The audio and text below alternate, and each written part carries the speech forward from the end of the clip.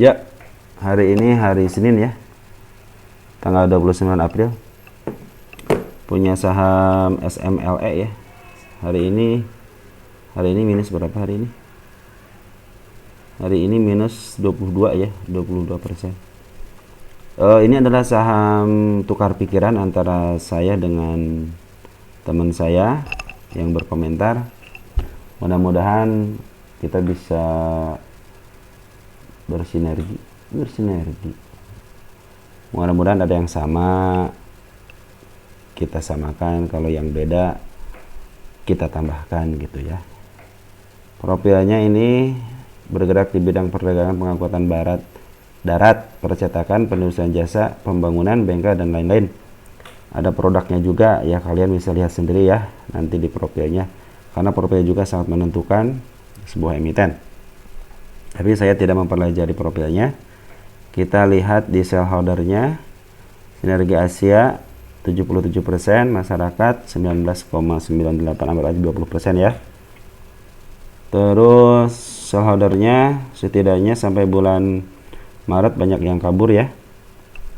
Dari holding composition terlihat jelas di sini dari 20% ini semakin menurun ya. 33,3%-nya foreign mulai ngambil ya. 16%-nya si lokalnya turun. Komposisinya seperti ini, individu 15%, company perusahaan 1,6. Jadi banyak yang pegang individu. Nah, ini yang 3,3% itu 2,6-nya dipegang oleh sekuritas ya 0,52 sekuritas bank, oleh bank ya. Terus 0,06-nya sama perusahaan, dan ada sekuritas 0,52 ya. Kalau 0,2 sama 2,6 besar juga gitu kan. Kita lihat dari insidernya kosong ya, tidak melakukan apa-apa karena belum genap 8 bulan. Bid dan offer, bidnya lumayan ya, tebal ya. Offernya tipis ya, offernya tipis. Kita lihat di finansialnya. Finansial kita langsung ke ini aja ya. Ya anual aja lah, anualnya ekuitas 8, 14, 24 ada peningkatan ya. Wajar lah, dia baru IPO ya. Dia baru listing. Harga lupa harga listingnya berapa tadi. Nggak kebaca sama saya. Harga listingnya 175 ya. 10 Januari 2024.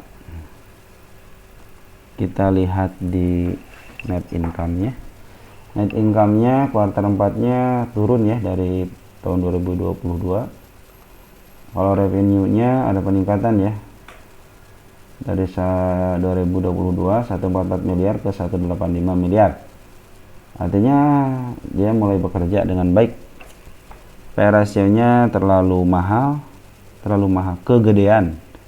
Ini kegedean 74 kan, yang bagus kan di bawah 10. Book value-nya 9. Tuh, karena sebenarnya ini harga bukunya cuma 10 perak ya. Harga bukunya itu. ROI-nya 0 ya, belum ada.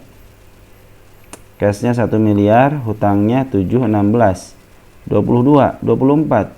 Selisih cuma 2 miliar dari ekuitas.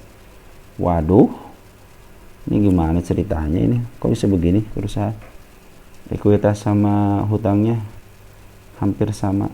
Ya seperti itulah. Tapi ingat, kadang-kadang fundamental juga walaupun kurang baik, kalau market makernya pengen ngangkat ya ngangkat aja ya. Nggak peduli fundamentalnya seperti apa, nggak peduli EPS-nya seperti apa. Kalau pengen ngangkat ya ngangkat aja. Terus kita lihat ke lukisan market maker ya. Tapi sebelumnya ini adalah rekaman saya. Jadi bukan ajakan untuk menjual ataupun membeli, tapi ini adalah rekaman bagaimana pergerakan dari sebuah emiten, dan terutama bagi teman-teman yang dibahas ya. Mudah-mudahan pendapat saya sama pendapat teman-teman ada yang sama, silahkan aja ambil. Kalau sama, kalau beda tinggal tambahkan aja lah, dimudahkan aja urusan orang, jangan dipersulit ya. Baik, kita lihat lukisan markernya. Ini dari gunung menjadi lembah, lembah jadi gunung, sekarang menuju lembah lagi. Dan ini titik ini nih yang saya bilang itu candle hijau dari bawah, ambil dari bawah, udah ketutup dengan shadow yang artinya udah disupport. Maka kita tunggu aja di sini apakah dia sideways. Sideways artinya naik sedikit, turun, naik, turun, turun, naik, turun, naik, sampai antara stabilnya di sini ya, antara stabilnya di sini di harga 97, 98, 95 mungkin kalau ke bawahnya ya. Cuma lihat fluktuatifnya apakah dia bergerak di antara itu. Kalau bergerak di antara itu dan terlihat volumenya hijau ya, hijau royo-royo, terus bandar volumenya juga menunjukkan ada akumulasi, terus forennya juga menunjukkan ada akumulasi. Di situ bisa dilihat bisa ada kemungkinan untuk di up lagi ya. Terus saya lihat dari garis ini nih, garis bandar volume ini menunjukkan akumulasi ya, walaupun di sini ada pembuangan tapi sedikit nih ya, pembuangan sedikit ya, tapi akumulasinya gede. Akumulasinya gede dibanding dengan yang di sini, malahan akumulasinya lebih gede di sini ya. Ya mudah-mudahan ini sebagai akumulasi, beran akumulasi, karena akumulasi kan posisinya mau ke bawah dan lagi di bawah terus dipungut dikit-dikit. Nah ini pungutnya dikit-dikit nih tuh ya, garisnya mulai ke atas ya. Kalau ada pembuangan ya wajar lah, mungkin nahan harga. Lagi diskusi ini mau dinaikin nggak nih, udah nyentuh contoh di sini nih, kayak di sini nih. Ini karena udah jebol nih, ada gap ya, ini bertahan di sini nggak nih katanya. Daripada ngobrol tuh ceritanya tuh, nggak usah lah katanya, langsungin aja ke bawah katanya. Support ini mau nggak? Ya udah tembus aja lah katanya. Tembusnya sampai sini. Mungkin ngobrolnya begitu ya, secara kasarnya. Biar sebenarnya kalau lukisan market maker harus ada biar terlihat indah dipandang, enak dianalisa. Makanya lukisan market maker itu penting ya. Pentingnya kenapa? Ya biar enak dilihat aja gitu. Kan enak nih ngelihatnya nih, udah gini nih, set udah breakout kan, tunggu katanya resistment dulu ke bawah. Nah, pas di sini, di sini banyak yang beli kan, lihat tuh ya, kan udah breakout kan, enak kan naik. Oke, wah udah candle udah tinggi nih, udah tinggi banget nih candle yang ini nih. Masih ada pembuangan dua, dari sini juga ada pembuangan nih. Nah, karena di sini ada candle merah, ya udah tembus sini, sebagian ada yang ngebuang gitu kan, merah sini kan, tapi ada tarikan dari bawah, maka suka dibilang ini ada tekanan dari bawah gitu. Makanya besoknya langsung open sama dengan low, PS langsung diangkat lagi tiga papan, 1, 2, 3 hari. Nah di sini baru, wow, di sini mulai ini apa namanya, pemborbandiran. Ya biasanya kalau apa namanya, kalau emiten ini kan udah baru 2 kali nih. Sekali lagi, mudah-mudahan kalau dia sekali lagi merah, artinya besoknya harus hati-hati. Kan udah 3 kali candle merah nih, dan panjang seperti di sini kan panjang nih. Nah biasanya kalau udah ada candle merah seperti panjang seperti ini, kalau bandarnya yang ngerti, market makernya yang paham, nggak sembrono lah gitu ya. Karena kan pengen terlihat bagus lukisannya, maka dia harus berani menahan ya. Harus berani menahan walaupun dia ditahan, tidak bergerak ke atas atau ke bawah, artinya shadow ke atas, shadow ke bawah, ada di tengah-tengah, nggak jadi masalah. Yang penting dia ditahan dulu. Kalau nggak ditahan dulu, siap-siap aja kena UMA ya. Mudah-mudahan kena UMA-nya hanya peringatan sekali 2 kali doang gitu kan, karena ada penurunan. Ya kalau berkelanjutan, suspend kalau berkelanjutan lagi masih bandel juga, ya masuk ke papan pemantauan khusus ya, masuk ke PPK ya. Ya mudah-mudahan masuk ke PPK doang gitu kan. Nggak di AFC kan, ACP kan ya.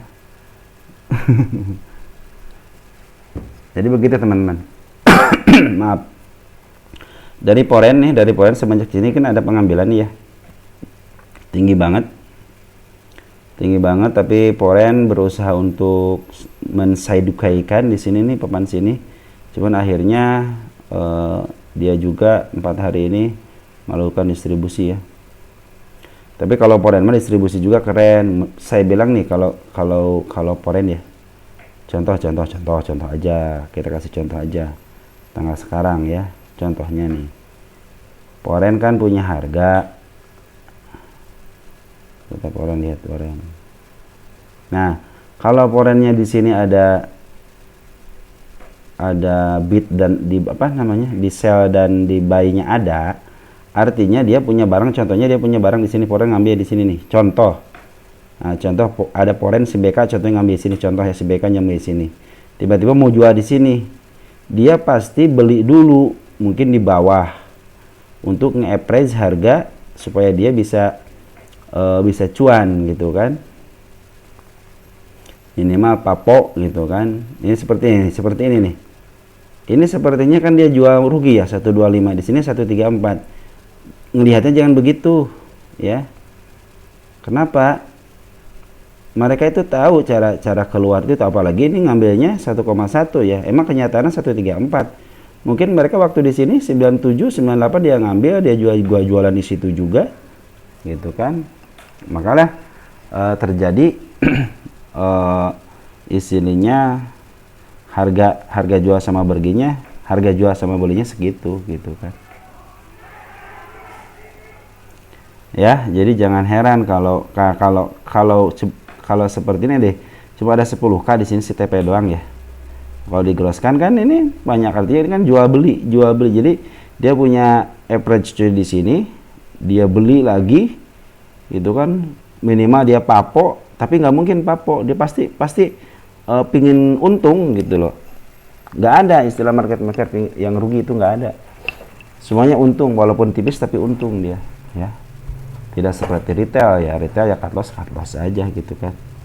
Karena ya kita kan dananya terbatas, kecuali teman-teman kita yang emang tertib dalam bertrading. Contohnya masuk 20, kalau turun masuk lagi 30, nanti masuk lagi 50, seperti itu. Kalau yang udah manajemen keuangannya udah baik untuk bertrading ya, dia punya strategi ya, nggak all in ya. Nah, jadi pendapat saya bagaimana, sementara ini karena udah menembus support ini ya, mudah-mudahan si bandar volume ini besok akumulasi ya, untuk mencegah terjadinya UMA ya, untuk mencegah terjadinya UMA agar tidak kena peringatan dari bursa. Mereka harus saya dikuatkan. Andaikan dia dibobolkan yang ini nih, mungkin mau ngejar fundamentalnya, kan harganya cuma 10 perak ya, harga bukunya cuma 10 perak ya, PBP nya 9 kali ya, mungkin mau mengejar itu ya. Tapi andaikan dia diangkat ya, mudah-mudahan poren udah mulai akumulasi lagi ya, mudah-mudahan poren akumulasi lagi, menjadikan emiten ini minimal ditahan biar sama-sama untung ya. Tapi kalau dari bandar volume itu emang lokal terus beli ya, di sini beli ini loh ya, beli ya, hijau banget ya di sini. Sementara di sini dia pembuangan, teman pas penurunan di sini sama sideway di sini nih, sideway atas ini ternyata dia ngumpulin barang, tapi entah ada angin atau nggak ada hujan, dia langsung dilongsorkan. Terlihat di all kan, ini si AT ya, si AT sama si PS ya, AK ZP. Jadi ada yang nabung si AT. Kenapa enggak di sini nggak terdeteksi hijau nih, sini kan nggak terdeteksi hijau ya. Kenapa dia tidak terdeteksi hijau? Ini mungkin ada yang ketiga. Jadi pihak ketiga itu kan ada market maker, ada poren. Nah, satu lagi nih, dia biasanya tidak masuk ke market maker, tidak masuk ke poren, cuman dia bergerak sendiri gitu, karena melihat mungkin wah ini udah turun sangat dalam gitu. Berapa turunnya nih? Kalau itu dari sini ya, dari sini bukan dari harga IPO ya. Nah, kan kalau ada harga IPO berapa ini? 66% ya. 65% ya. Minus 65% ya. Dari harga tertingginya ya. Kan kalau dari harga IPO mah cuman 50% ya. 56 ya dari sini nih. Dari sini itu cuman berapa? Ya 42. Kalau tadi sih di itunya sekitar 59 ya. Ya kurang lebih segitulah ya. Tapi kalau dari harga pucuknya ini ya lumayan tinggi kan kalau dari harga pucuk mah ya. Ini yang apa namanya? Penurunan sekitar 67% ya. Jadi seperti pendapat saya seperti itu teman-teman. Jadi mudah-mudahan si Foreign akumulasi lagi minimal nahan harga lah ya. Terus Bandar volume terus akumulasi mudah-mudahan, dan mungkin mudah-mudahan terjadi sideway. Andaikan dia tidak terjadi sideway, harap hati-hati aja karena di sini udah tidak ada support lagi, mungkin akan membentuk support yang baru ya. Jadi penasaran dari sini siapa sih yang ngambil? Kita lihat di depan tanggal 28 ya. 28 Maret ya.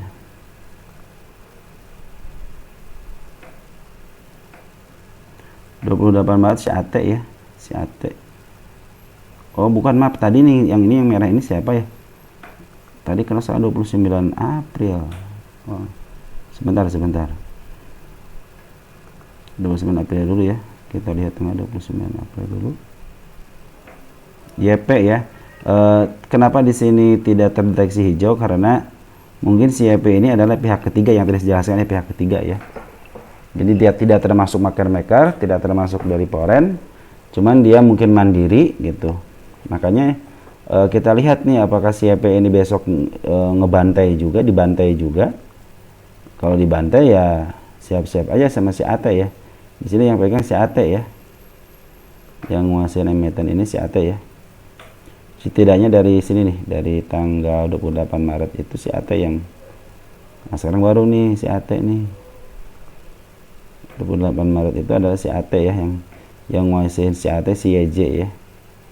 Kalau YJ kan sekarang tahu YJ bagus banget nih, duitnya banyak ya, hampir setiap emiten yang saya bahas terlalu ada YJ mulu ya.